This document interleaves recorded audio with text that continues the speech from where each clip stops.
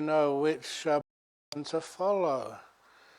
And sometimes, again, even in Sri Lanka, there are many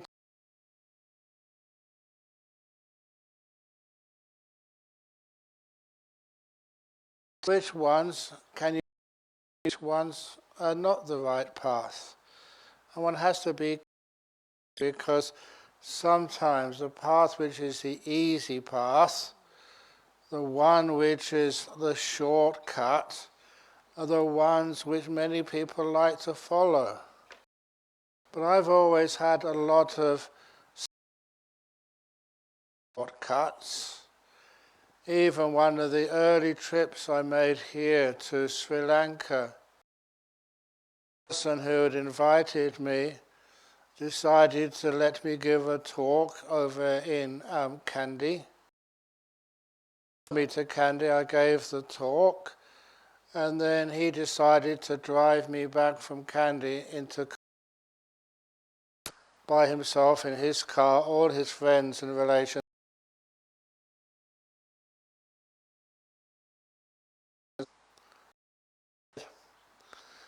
And it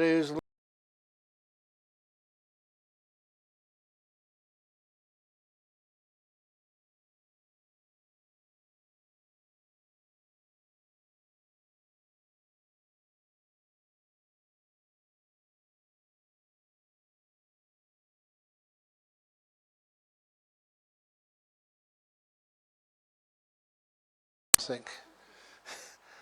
And from that time on, I always remember often the longest way to get to the destination.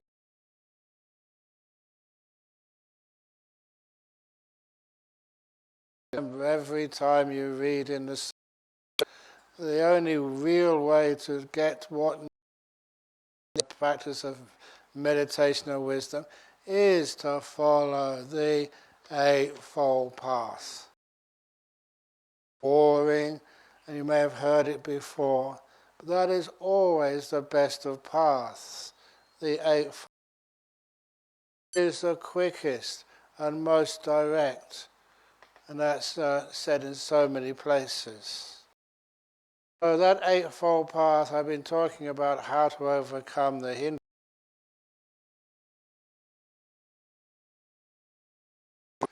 Is something as simple as your virtuous practice, your practice of your. Because when you can renounce enough, to keep the precepts of another,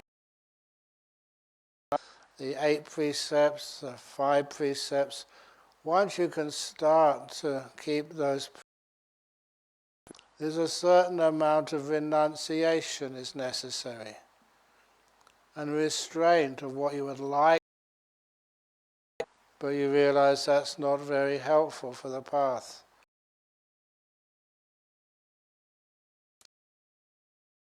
One of the things which I loved about Buddhism, there was not so much on the punishments, going to some hell realm, going to some terrible place if you break your precepts, or that you're just simply wasting your time. One of my friends is a monk, but he was practicing in Thailand many years ago, again with a forest monk, and they would always do a 2-hour meditation before they went on alms round. Morning. And 2 hours is a lot of time to meditate, especially if you're young and just learning your meditative practice. There was always that time of the morning, it was always a struggle. That sloth and torpor. And then one day he thought, instead of fighting sloth and torpor, he decided just to let his mind, please excuse me, this is what he said, to have a sexual fantasy. And he said the 2 hours went so fast.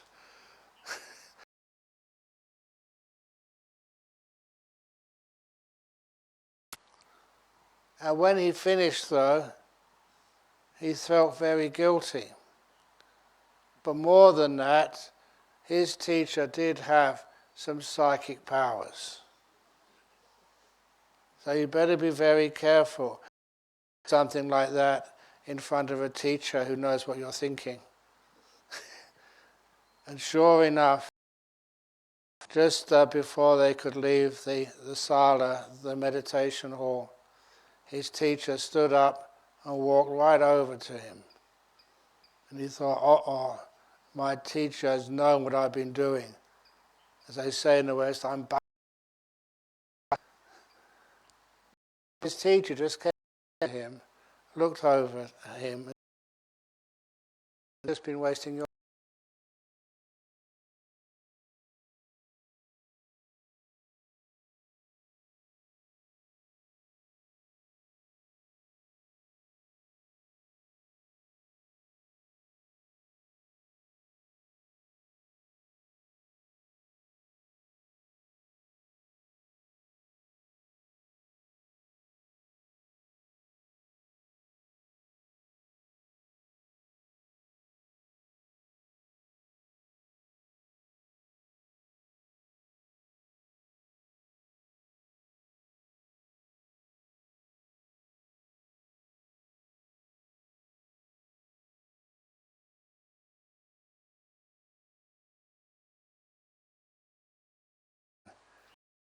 to train your mind. So we keep those precepts of restraint, and that frees us of so many responsibilities to fix up our mistakes or our errors. Monastic life. We're good monks and good nuns. And that's especially so here in Sri Lanka. There are many bhikkhus and bhikkhunis here in Sri Lanka.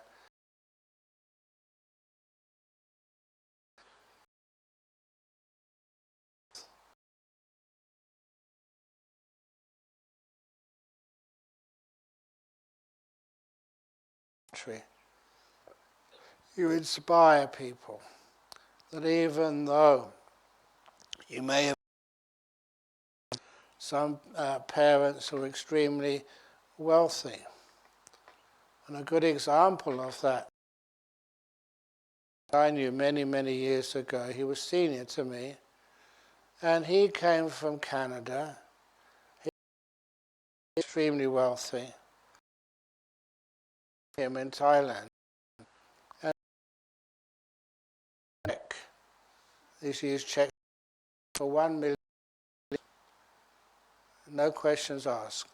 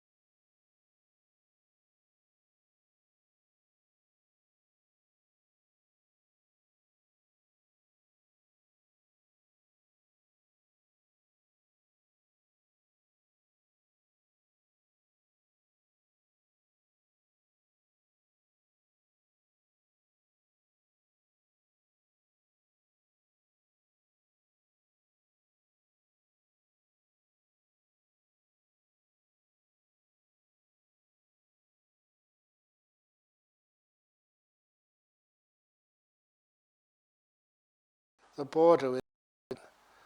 And even though it was supposed to be not really allowed, paid a few rupees. I was a layman at this time. To the bus driver, you can go in the back of the post bus. A free trip up to the north of India, north of Nepal, sorry.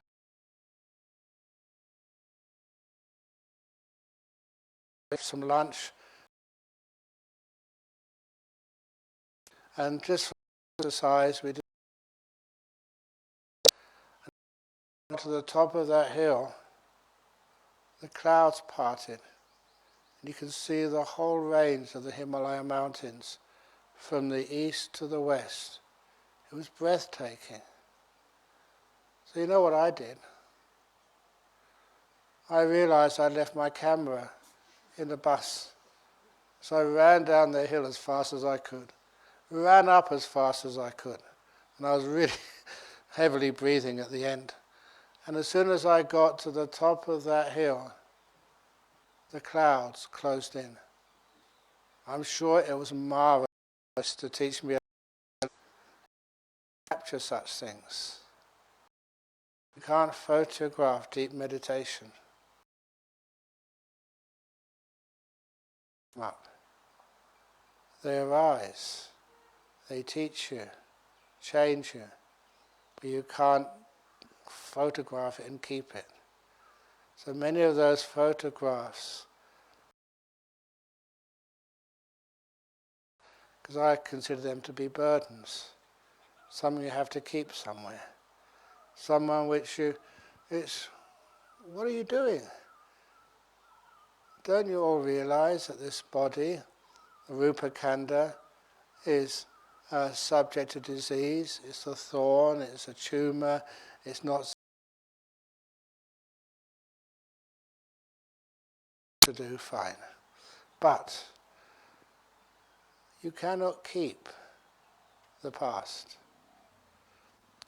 A lot of times already people me, I was in one of the questions,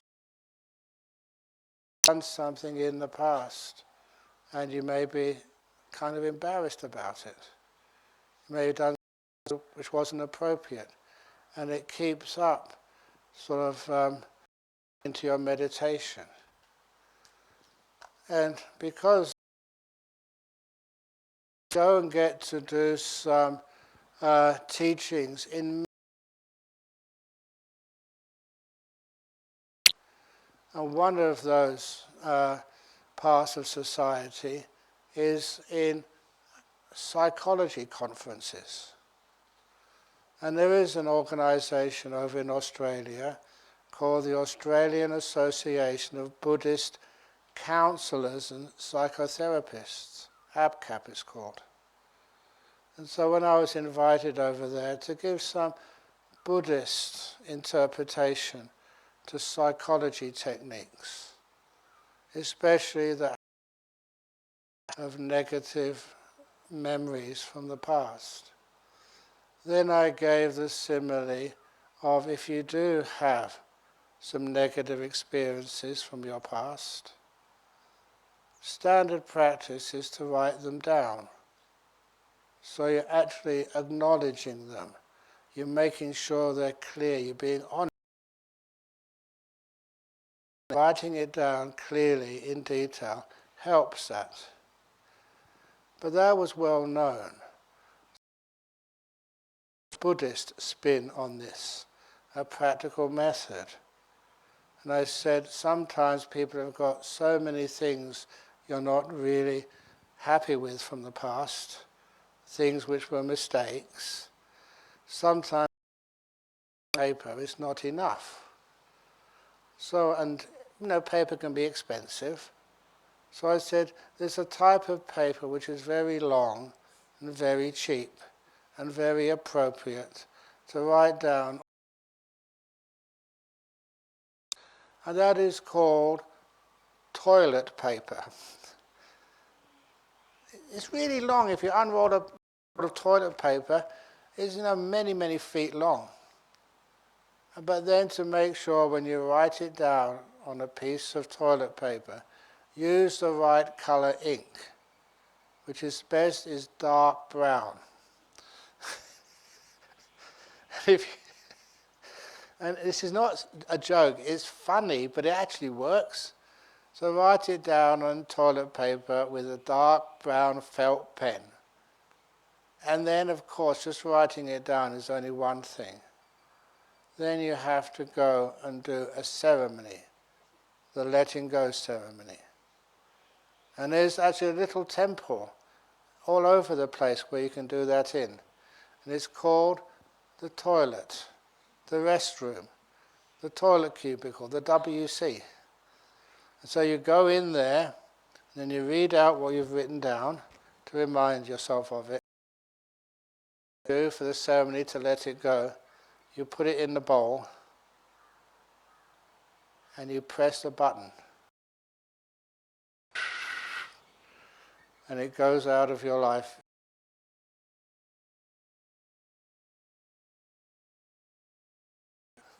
That's a wonderful way to let things go. But please don't do that here because our toilet system will get blocked and the Venerable Metta Vihari will never be able to use this place ever again. But you can see why it works. Let go of the past, which hinders not to keep the beauty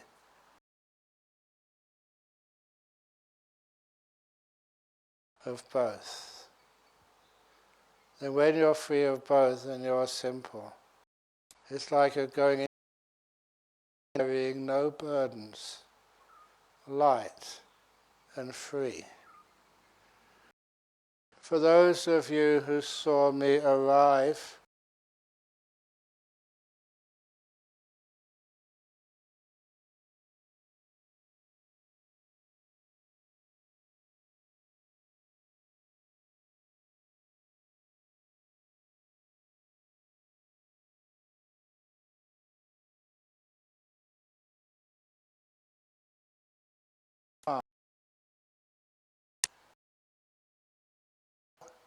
and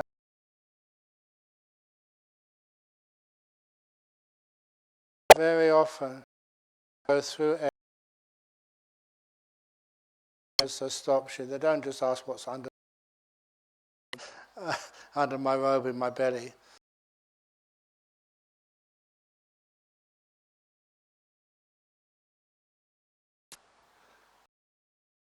Bang. They said, how can you do this? Because I'm a monk.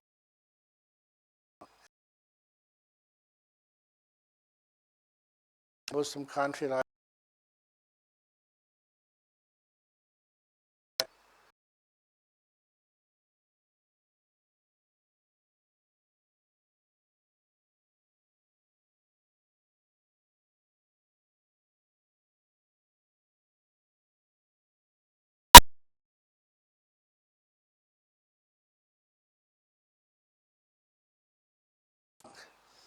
people are always trying to give you things.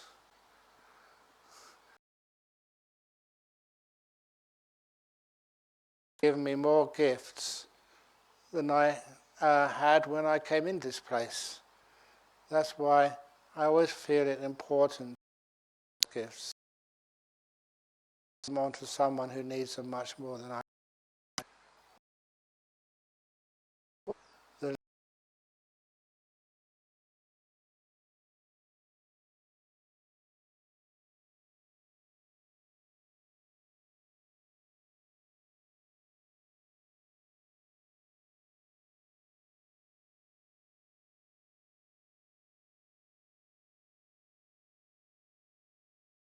When your meditation is supported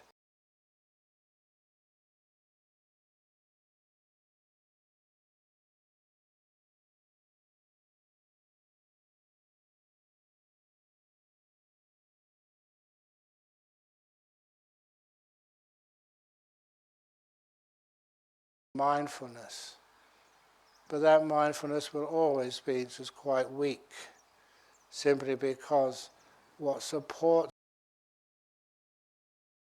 your simplicity, your burdens, the ability to let go of things,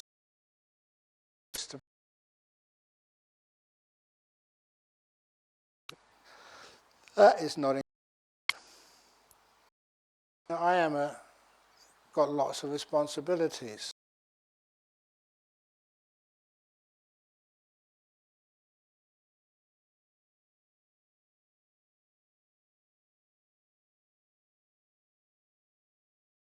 Giving wise words.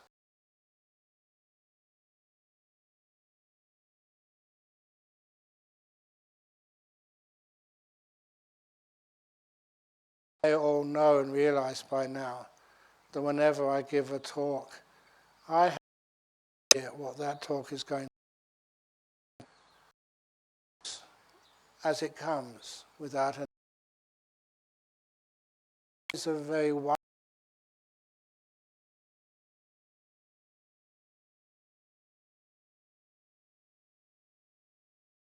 Teach first and I'll teach this next. These things come. It's just like what the Buddha said to this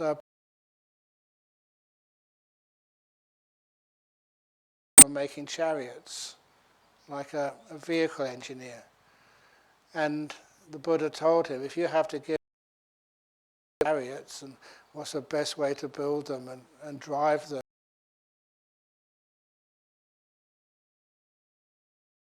that's your life. And if you're talking about what you know and what you do, and it's all real, just telling others what you've learnt, you're telling other people what you've experienced, what you far more powerful. So that's when you have a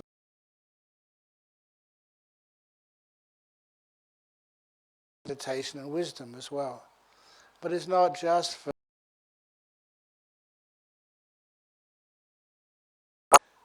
And in English, sometimes I used to say what I was stressing yesterday, but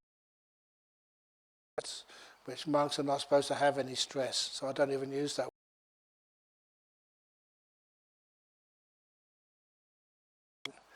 But nevertheless, often meditation. Friend,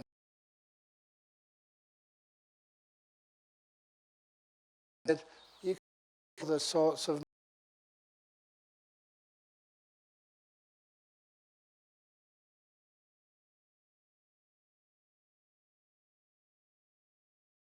now. How many of you are smiling and can be happy? And that was not sort of just a false. If you develop happiness in your monastic life, you enjoy being a monk. I'm not talking about the sensual happinesses. I'm talking about the happiness of the freedoms of being someone who's got nothing to worry about. And even if someone could read your mind, you'd be happy. Have a look inside, because you've got nothing to hide, nothing to be ashamed of. You're not wasting your time. And such a monk, when they have that type of happiness, that lightness, that's almost a sign that yes, they are ready to get some wonderful deep meditations. It was somebody reminded me of. It's something I really should talk more about. Yes, I do huge amounts of meditation. I also do a lot of service as well. And for me,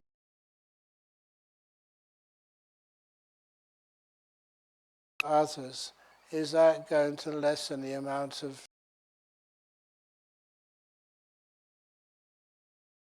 It took me many years to understand that when you do some service for others, give a talk to them, help them if they are sick,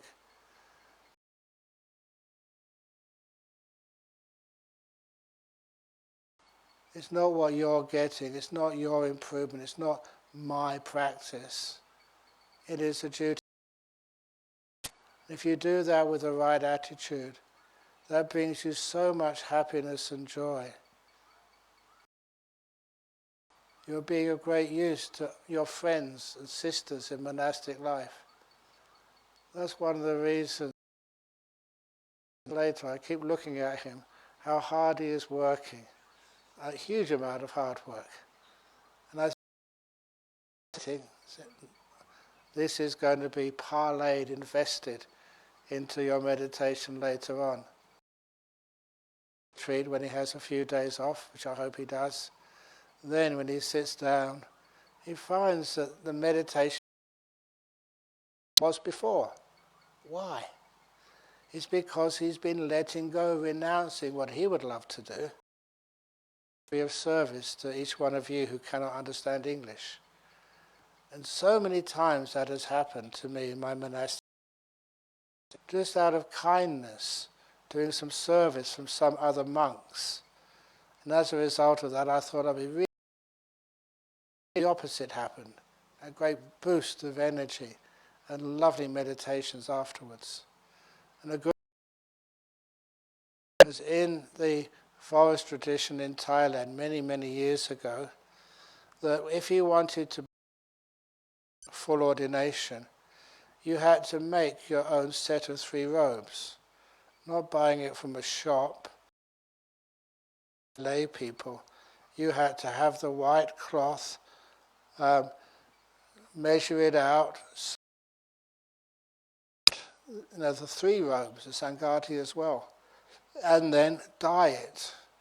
And we used to use dye over in Thailand for our robes.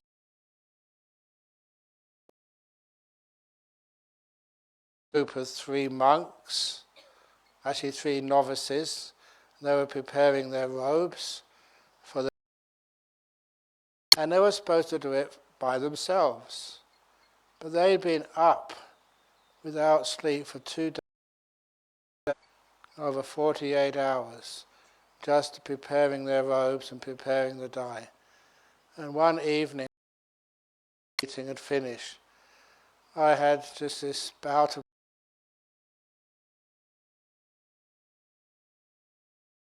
rules, not the Vinaya rules, but just our local rules. But you're so tired, you go and test. I will carry on the dyeing this evening by myself.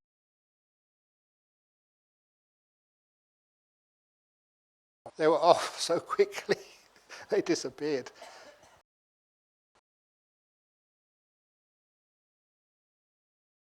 It was only from maybe 10 o'clock to 3 o'clock, and that was when the bell, all of them,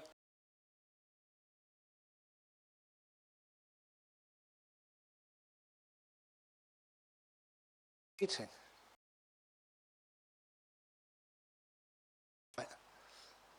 And then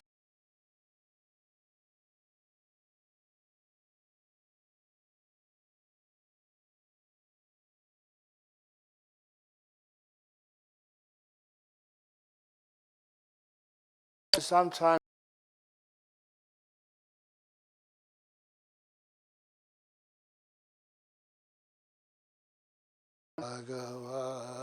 they were chanting the verses of the, but that morning, Yo so Bhagawa, I was told to chant quietly, please, than anybody else. And the whole experience made me feel what's happening here. You hadn't energies, much better meditation. I confession to the senior monks last to be done for them, but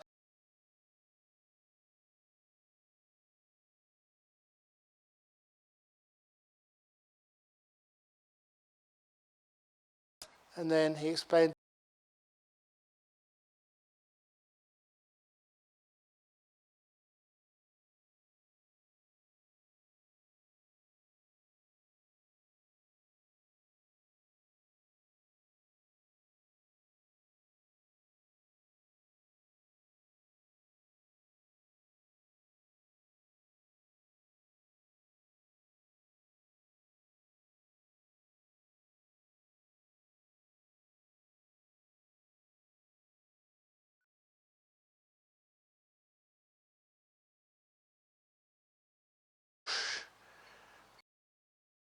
really strong.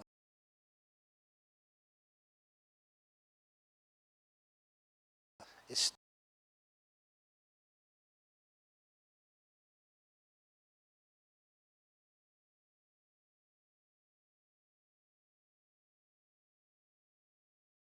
proper. Got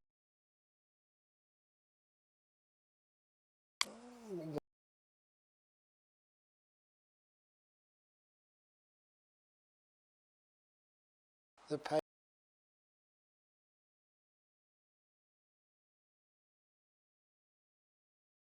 of deep meditation. Then when the mind goes deep inside, you get a big extra boost of energy as well. And that's why wherever you are in Sri Lanka,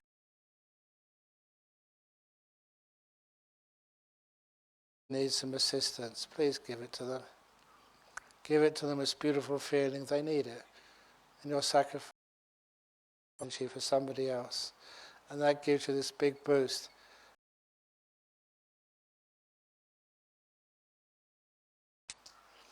And it's not just the happiness, it's also the inspiration which you have. Because the inspiration, come and just see just how you can have a retreat like this. Not just monks and nuns and monks of the future sitting in the back.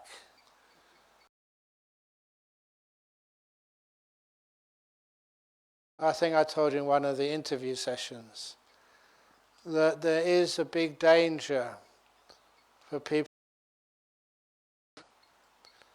And I've got to be honest with you. The danger of deep meditation is you're very, very likely to lose your hair. And I think you know what I mean. You get inspired. You're touching something powerful and deep. You know that sometimes that, I've said this again and again, quoting, from the suttas. But every time when I say this, it just, the inspiration, like what in the West we'd call like goosebumps. This is powerful. And that was when you read how the Buddha described something like even the first jhana. There's let alone the second, third, fourth. Describe what you're experiencing in the first jhana. It's mostly what he called nekama sukha, the bliss of renunciation.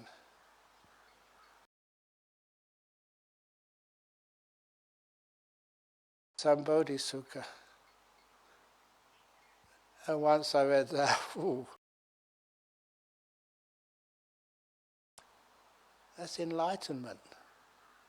First jhana is not enlightenment, but still the pleasure you feel was said by the Buddha to be so close. He called it. So if any of you have touched or entered that first jhana, you are having a taste of enlightenment. Not as I say, not as any monk or nun says, as the Buddha said. And that's goosebumps for me. Wow. You can know what enlightenment feels like. Sort of, close enough. The Buddha called it some. If you don't get inspired by that, I don't know whatever will inspire you. The other thing which I love, how many of you have been to the 4 Buddhist holy sites?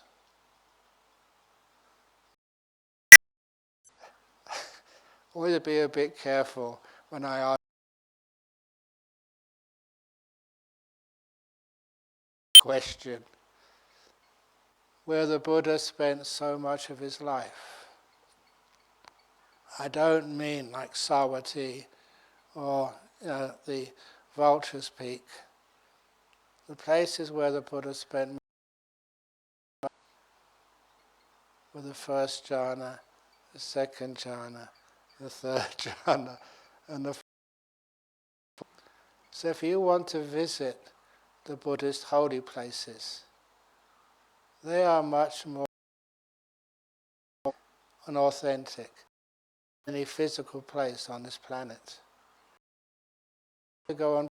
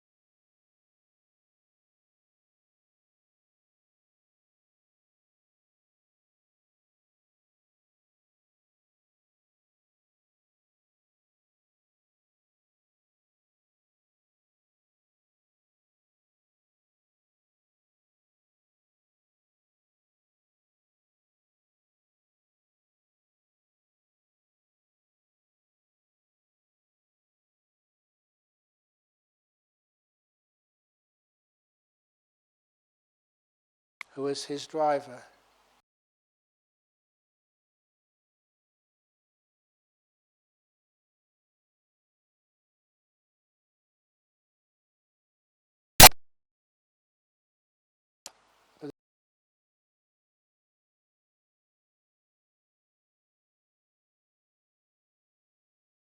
To understand what I was doing.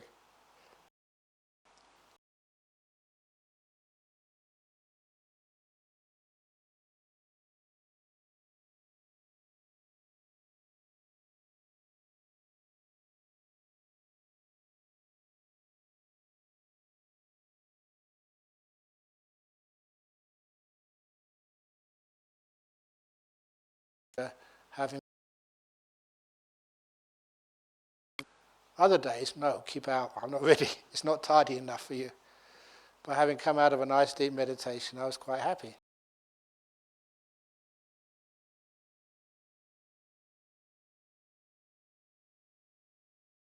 He looked at me again with a strange voice, which was a mixture of firmness and kindness.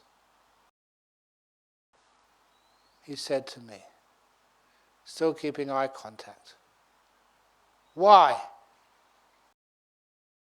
Asked me the question, why? In Thai it was Tammai. I replied, no. I was still young.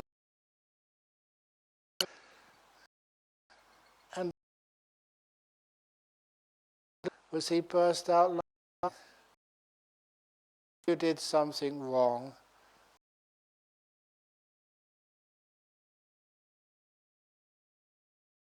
Would ever do was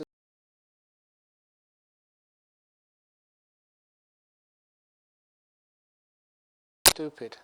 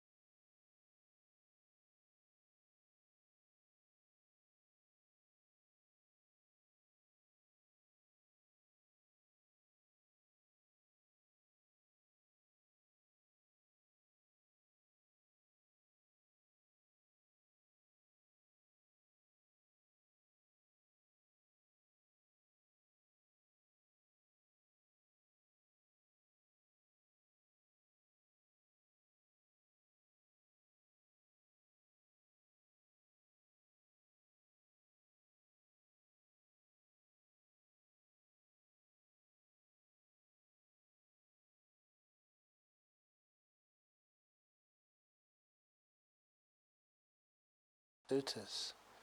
It's not quoting the Abhidhamma. It's actually from the heart.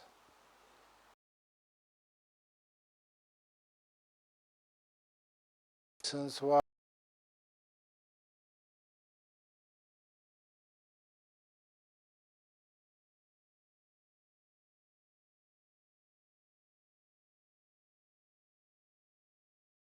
I was 49. Wonderful experience.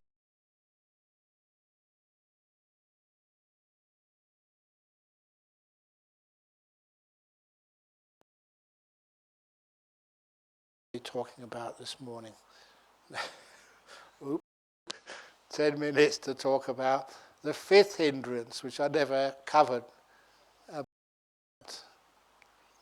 I must confess to you that that was the last hindrance that I could understand. And the way I understood it was, you do have some wonderful experience over in Perth, coming out from a nice meditation, a deep meditation. Again, I don't know where this came from. I don't think Ajahn Chah ever told me this. This must be from some time much in meditation. I was always interested in where I came from. Not in this life, but from previous lives. And as you all know, I'm not allowed to tell you where I was. But I know, I studied the Vinaya, I know the loop.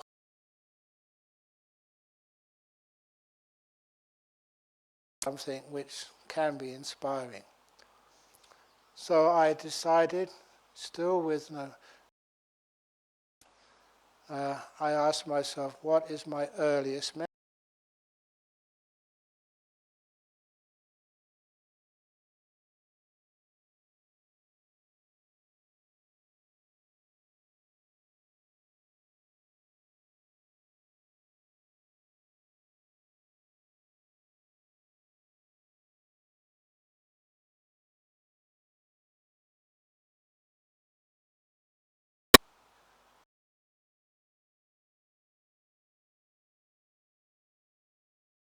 And so almost immediately, maybe half a second after I mentioned that,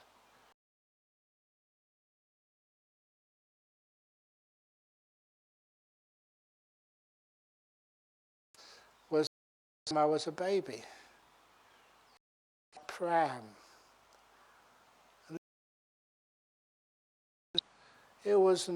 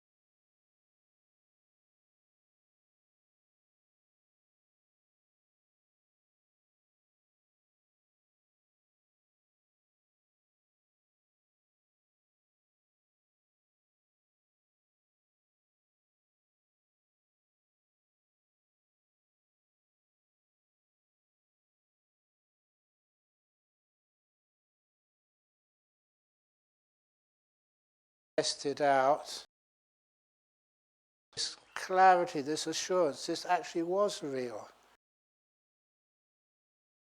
Baby, and because I couldn't understand where that certainty.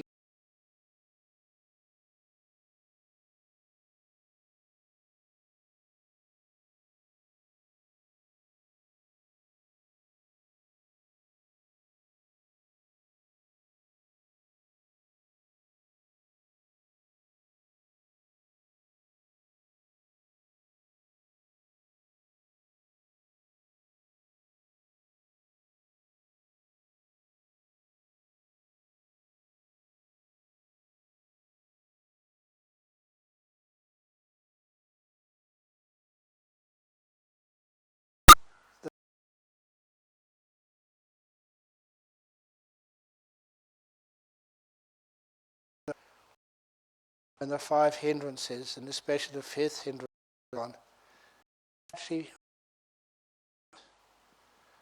there's a totally different experience than when you have an insight which makes sense.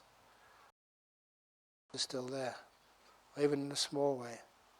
When the hindrance of doubt vanishes, your perceptual apparatus is like finely tuned, it's focused. There is no distortion, there is nothing is smeared, precise, accurate, and you know.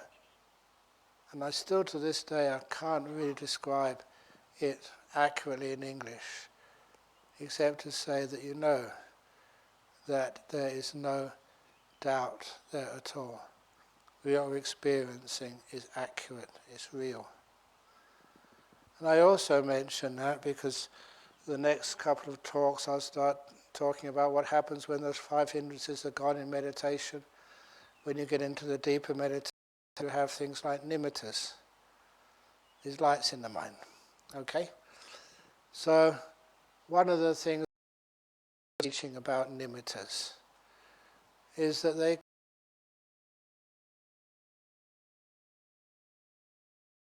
times we think this can't be a nimitta. Sometimes, you think somebody must be shining, and maybe there is these lights have been turned around. Maybe there's some flashlight in my eyes. And I don't know how many times people have told me that no, it can't be a real nimitta. When it is.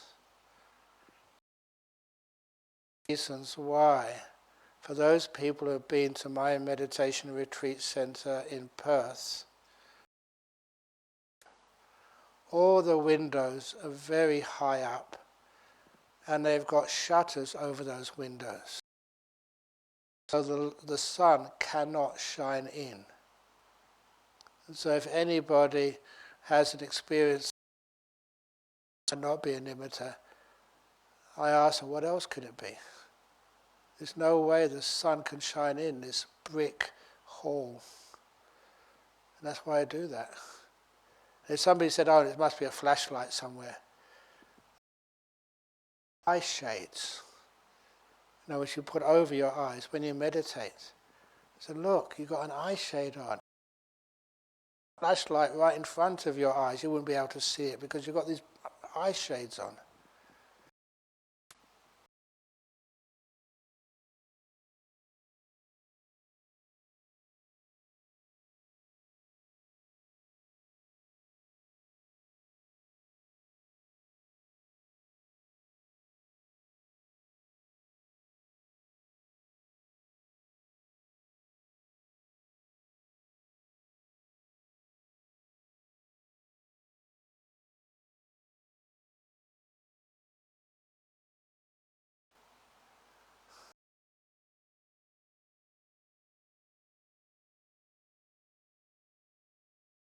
Worthy. You may have done some bad thing.